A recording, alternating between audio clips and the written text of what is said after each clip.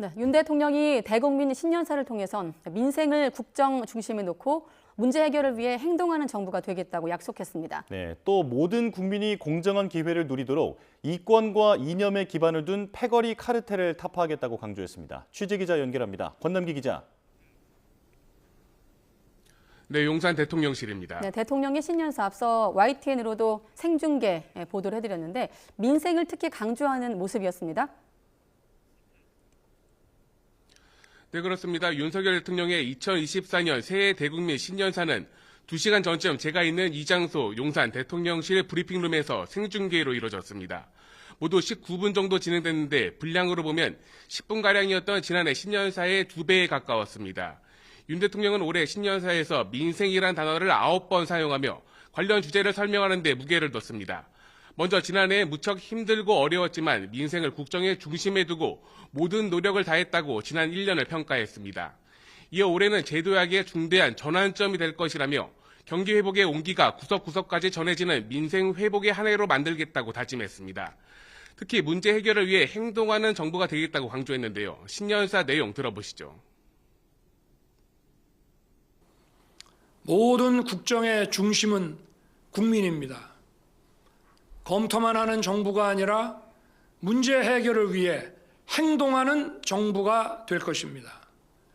우리 미래를 위해, 우리 아이들을 위해 언젠가 누군가 해야 한다면 바로 지금 제가 하겠습니다. 윤 대통령은 이어 노동과 교육, 연금의 3대 구조개혁은 흔들림 없이 추진하겠다고 거듭 밝히면서 동시에 저출산 문제의 해결을 강조했습니다.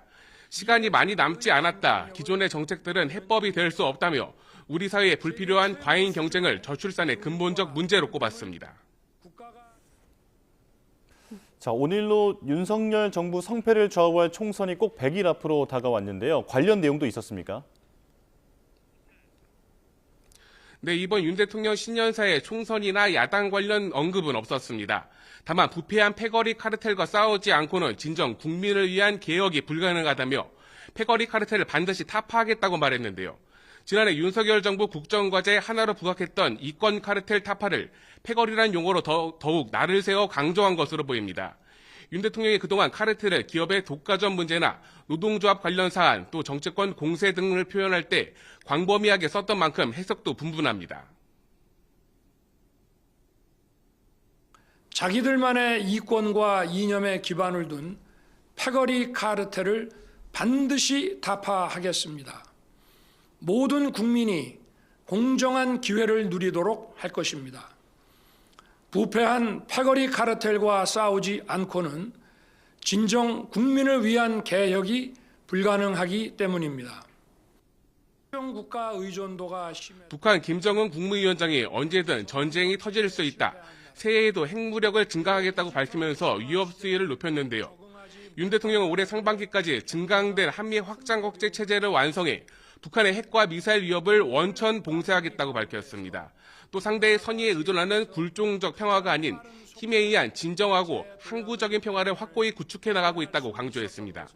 이와 함께 새해에도 우리 기업과 국민 운동장을 넓히기 위한 일자리 외교에 온 힘을 쏟겠다고 덧붙였습니다. 지금까지 용산 대통령실에서 YTN 권남기입니다.